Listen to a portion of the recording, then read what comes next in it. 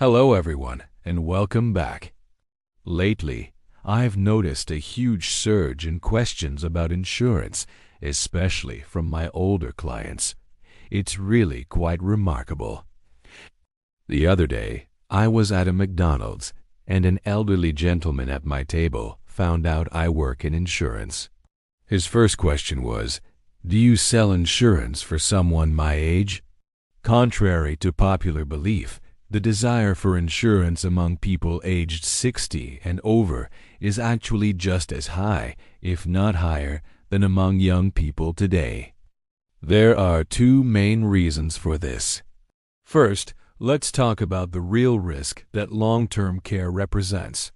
Statistics show that about half of us, that's 50%, will spend an average of 3 to 5 years in a state where we can't care for ourselves before we pass away. What does unable to care for yourself mean? It's defined as needing help with at least 2 of these 6 daily activities: bathing, eating, dressing, getting in and out of bed, using the toilet, and managing continence. This means you'll need a caregiver or have to move into a nursing home. So, how much does a long-term care policy cost? About $300 to $400 a month. I know that might sound like a lot, especially since you have to pay the premiums until you make a claim or pass away. But let's do the math calmly. In Ontario, the average life expectancy for men is 80, and for women, it's 85. If we work backward, using that average 3.5 years of needing care, it means men will likely need it around age 76.5 and women around 81.5. If you start paying from age 60, a man would pay for about 16.5 years and a woman for 21.5 years. Let's round it to 20 years to keep it simple. At about $4,000 a year, your total premium payments would be around $80,000. When I shared this calculation once, a colleague of mine, in front of everyone, exclaimed, "That's an incredible deal." She said, "My sister and I pay $35,000 every single year for our mom's nursing home. We've been paying for 7 or 8 years and we're still paying. If only we had bought this insurance for our mom, we wouldn't have this immense financial pressure, no matter how long she lives there." Think about it. That total of $80,000 in premiums is roughly the cost of just over 2 years in a nursing home. And with medical advancements, people are living longer, meaning the period of needing care could be much longer. Long-term care insurance provides a lifetime, unlimited benefit until the very end.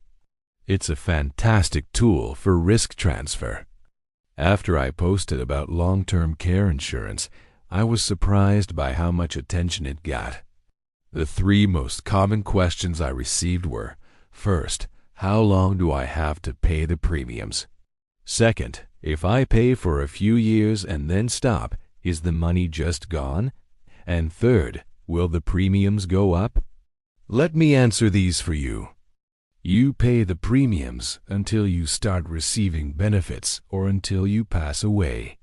But don't worry, if the insured person never makes a claim in their lifetime, the total premiums paid will be returned to their family after they pass. That's pretty fair, right? As for premium increases, they are guaranteed not to increase for the first 5 years. After that, the insurance company has the right to adjust them. In my experience, these increases usually just keep pace with inflation. They don't become outrageous. After all, if the price gets too high and everyone cancels, that's not what the insurance company wants. So how much coverage do you need? A senior's health decline is a gradual process, often in 3 stages with different costs. Stage 1 is home assistance.